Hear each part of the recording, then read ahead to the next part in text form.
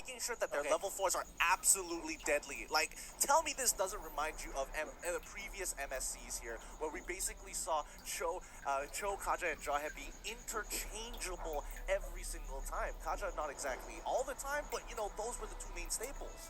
Now, Sao here, this is just a testament that Unique Devo, they're very much aware of what's happening in the Southeast Asian meta. Absolutely. And right now, with Sao there, with the Divine Judgment, with the Ring of Order, it's going to be an easy time for them to clear out the waves. Now, how do you utilize this pick-off lineup coming out from Unique Devo? Looking at it, you have the Ejector, you have the Divine Judgment. So you have a lot of ways to initiate a fight. Now, looking at it, I think for them it's going to be D who's going to be the main target here for that Divine Judgment. Just looking at the Claude, just having that flicker. It's one of those skills that are instantaneous. Like, you just have to use flicker on it, the Divine Judgment, and you're fine. You're gonna catch out anyone here onto the side here of Burmese Boots. Yeah, I totally agree. And I think at this point in time, they might consider. I want to see the battle spells because that's going to be a huge game changer for a lot of the members of Burmese Ghouls. Some of them are probably going to have to take Purify at some point of time because again, that is just a real lockdown composition coming in from Unique Vault. Wants to play for those short skirmishes, but when the time comes, hits those level 4s, looks to get those pickoffs like you mentioned. And now this is going to be very interesting. I'm excited to see what Russia brought to the table, but you know what? Burmese Ghouls, statistically speaking, they are the favorites to win this series. Now, right now, Russia, Unique Devo, you need to show us what you brought to the table and how aggressive and how calculated you are when it comes to the fighting. Now let's get into this second game of today. Welcome to the Land of Dawn and the M2 World Championships as we begin the battle right now. And looking at it right now, Lil getting harassed here by Ruby DD. Wow, the aggression is there, ladies and gentlemen. And as you can see here, both of the teams aren't really giving that much priority into, just invading people. And, for sure. And even Lil, even with the Jawhead, he's not gonna go into that purple buff area, and he's not gonna, try to ejector it as much as possible. Yeah, I think maybe he's trying to find as much information as possible here on where exactly which buff they're going to start on for. Oh, Lil getting the ejector onto Kid. He is in a lot of trouble. He has no spells to get himself out of there because he took Purify. No flicker at all. First blood going over to Unique. Deuce full. And the timers right now for the side of Burmese Ghouls is a little bit more delayed. To be honest, now that Kid and Maybe went down. Well, that's one kill on Maybe, but you would have preferred it if it gone to Ace or Kid.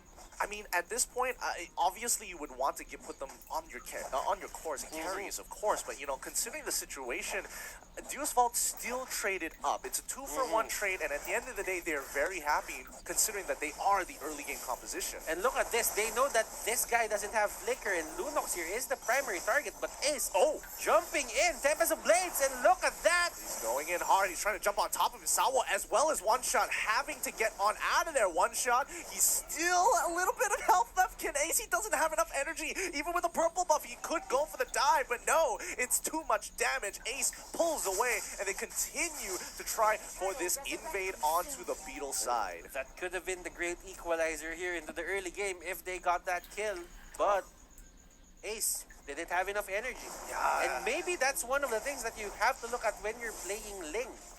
Ling's energy regeneration got a bit, nerfed, and you can see it there. You can definitely see it. Oh, but now Defender coming in hard. He's already using his Black Dragon form to try and hold, but he manages to get his passive off, allowing him to sustain longer, and the rest of the Burmese Ghouls forced to push back. Sawo getting more information on where exactly this Ling is going to be. Still has the orange buff on him, but maybe zoning them out. The turtle is up again, and Ruby DD looking kind of low.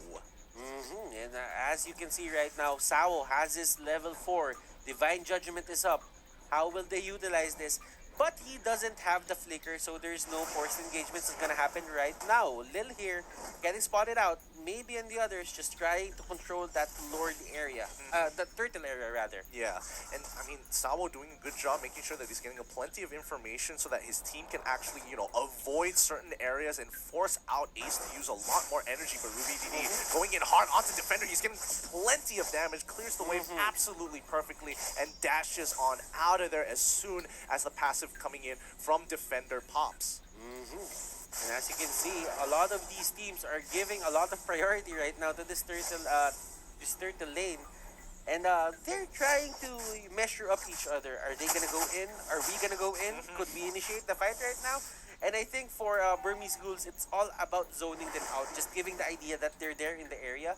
But Ling was actually taking that soul of lava onto the top lane. Yeah, and this is a really good idea, using that mobility, but Lil going in pretty hard, already using the unstoppable force. He gets pulled in by the implosion here, but it's not looking great, as now the rest of Burmese Ghouls going to be cutting down the unique Deus Vault members one by one. They use a lot of their abilities, but unfortunately it's not going to be enough. They want to go for this dive, and Kid, he is waiting for the opportunity. The machine gun mage looking for the opportunity again, maybe looks for the initial pickoff. He might sacrifice his life for this. He goes down finally. Concussive strike is going down, and that's going to be a 3-for-1 trade-off in favor of Burmese Ghouls. Unique Deus Vault. They've got to be so careful of that implosion coming in from Tigreal. And nice order of brilliance there coming out here for Kid, dodging that unstoppable force coming out from the Jawhead. Sunset Lover and the others, they're just trying to get the farm. Corrosion sight is up, and it's a step in the right direction now that he's getting items. Yeah, it's looking good, and considering that the gold lead that they have, 2K ahead, Burmese Ghouls, and they also have the EXP lead, which is even better for their side, speeding up this game as soon as possible, but they already found that pick onto Lil. There was no way for him to get on out of there. Kid ensuring that even if he did have his flicker up, he would have ensured that he would go away. And now Roger, when the next to fall under, he can't walk under the tower at all. No minions to actually help him out here. Let me just remind you, that Jawhead was a tank. That Jawhead was a tank, ladies and gentlemen, and he got bursted down quite fast, especially with the Lunox there in that certain area. And that's technically how you use the Lunox. It's just trying to find those lineups where the team wants to go in and tries to pick those sustainable off-tank heroes. You're gonna punish them a lot, and Kid just showing us how it's done. What's scary about this situation is that Kid, he's got 4 kills under his belt. Ace has 2 kills under his belt. D has basically been farming the entire game. Oh wait, Sawo getting pulled out and gets hit by the implosion as well. Divine Judgment does come, it hasn't been used just yet. Defender coming in hard. He's trying to come in and cut off the rest of Burmese Ghouls, but maybe he's in trouble. He can't seem to get out. He finally goes down as Kid gets into the backline. Uses that brilliance. Ace now coming in, drops down hard. He can't get out. D is the next to fall as Ruby DD tries to jump onto it, but Sunset Lover trying to dodge as many abilities as possible, doing a pretty good job. The assassins finally get him. Sunset Lover pulling it back. 3-for-3 trade. And that fight was one for the ages, and one shot, literally one shot, Kid on that Lunox. Oh, that was hot. That was really hot coming in from Unique Devo, and they did a really. Oh, hold on. Oh, look at this, Burmese Ghouls. Is he gonna get it? No.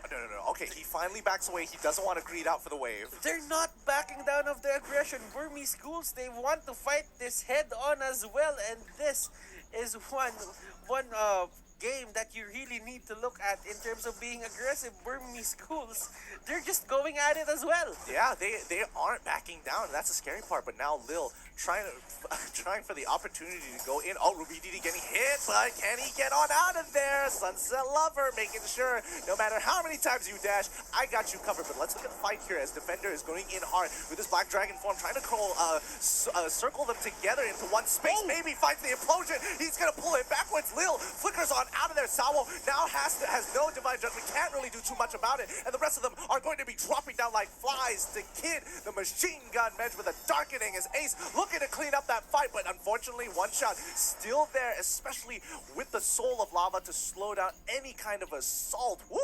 Burmese Ghouls. And this is turning into a fist fight, ladies and gentlemen. This is a brawl. This is a cage match. This is a cage match, ladies and gentlemen, and this is going to be something that you have to look at for. This is the benchmark of what you should expect from some of the teams here for the M2 World Championship. Their understanding right now is to just be aggressive. They don't want to surrender any turtles. This is, well, some of the teams here in the M2, they would give up the turtles for some certain areas of the game, which they don't think that the turtle is important, the turtle buff is important. But right now, both of these teams really want the turtle buff. Lil! He tries to go for the unstoppable force. He knew he was going to die. He thought he could get that last bit of damage in to maybe pull something off, but it's not going to work. BGvsUD baiting out a fight onto one shot, but unfortunately, Ace comes rushing on over, getting a free kill up inside the top side of the map, and they break that top tier 1 as well. Sunset Lover right now trying to find the farm for a bit, but for D here and Ace, it's going to be that second turret second turret onto the top lane. That's going to their side. Now, Ace and the others just using that mobility to try to clear the waves. And you know what? D here and Ace, they're having a bit of a split in the jungle. Yeah, I mean, now they're trying to invade to go for their enemy's soul for a lot of lava. And BGvsUD, they are not having it. They do not want them to steal this away. Defender already in his transformed version. They could look for the engage, but this could be a tough situation to get back from. Now, Lord is up. The dragon, the black dragon form for Defender is down. Will Burmese schools take this opportunity to take the Lord? Probably not, as they go and steal that purple buff onto the side of Unique Devo. Yeah, I'm interested to see what the items are going to be looking like in a little bit here, but it looks like, on the top side again, Ace getting some good damage onto One Shot. One Shot has been really heavily targeted this entire game. And let's try to see the items right now, ladies and gentlemen, and so that we have an understanding what's going to come out for these players. I know that Sunset Lover, it's a very, let's say, item-dependent hero that won one. Now he has the Corrosion Sight, he has the Demon Hunter Sword, and looking at it, his counterpart onto the other lane, it's going to be the Wind of Nature, the Demon Hunter Sword, and the Golden Staff. So Claude is stacked. Yeah, it's 3 to 2 items on the marksman players. It's looking really, really tough here, and especially for Lil, he's been picked off so many times already that he is falling significantly behind when it comes to just being that raw tank for the team. He's getting the cooldowns, but it's tough. Now Lil, he's going to walk out once more to bait out as much as they can. The Lord has been given over to the Burmese ghouls. They had a really good foothold on that side of the map. I'm not sure what Unique Deuce Fault could have done there. Now, clearly, Unique Devo, they're having problems holding the line.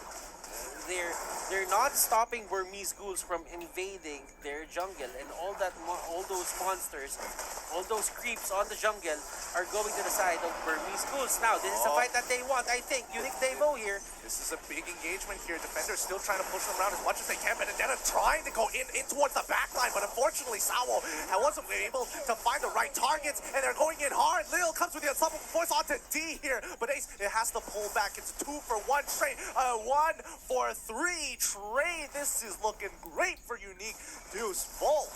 They really, for the side of Burmese schools, they really need to look out for the places they fight in. That was a very narrow space. And when the Yuzhong came in, every path that they had to escape was blocked. Absolutely. And it was every man for himself at that point. I totally agree, but like you can see that a lot of the members, especially for D, he wants to go in hard with the Blazing Duet, and he gets absolutely shut down by Sawo at that point of time. He tries to battle mirror image forwards or backwards. The Divine Judgment completely locks him in place. They have to be mindful of their surroundings. If another fight like that happens, you're giving extra time for Sunset Lover to get his items. Remember, he has 0 deaths, so meaning his uptime on just farming is 100%. As long as he's alive, He's getting the gold, and right now he's just clearing the waves and he's moving closer and closer to his items. And once he goes online, it's a monster that you have to stop alone. Yeah, it's pretty insane.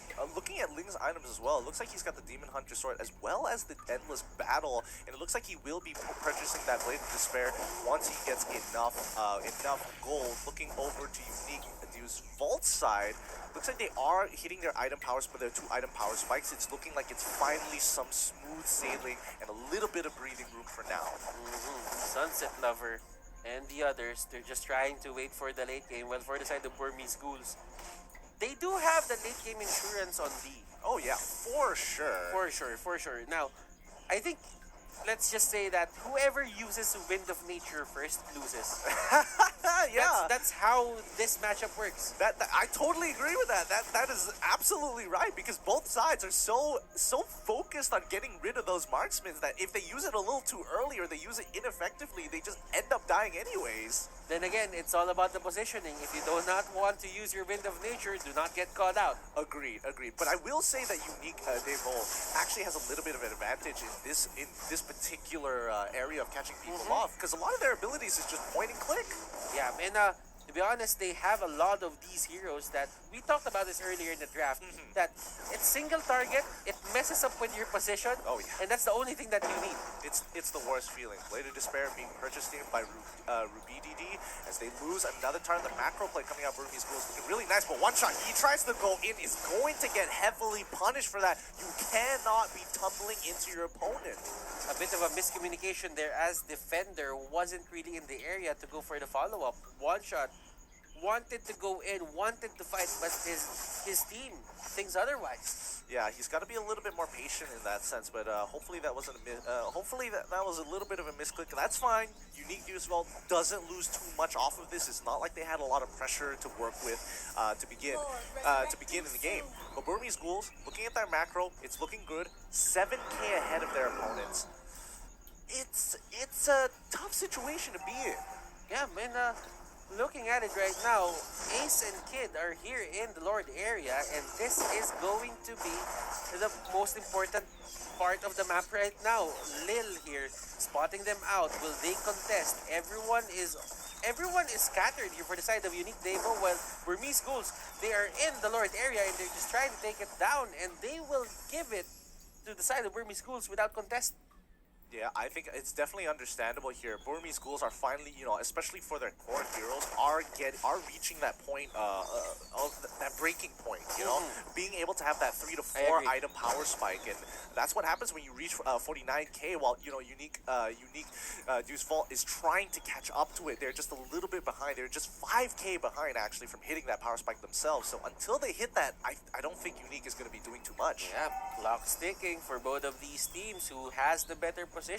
Unique Devo, they got the early game advantage. Right now, it's slowly, slipping out of their hands. And for the late game, it's anything goes, because you have the Claude, you have your 1-1, and especially for Burmese Schools, that they have this late game Lunox potential, and that's Benedetta, who has late game potential as well.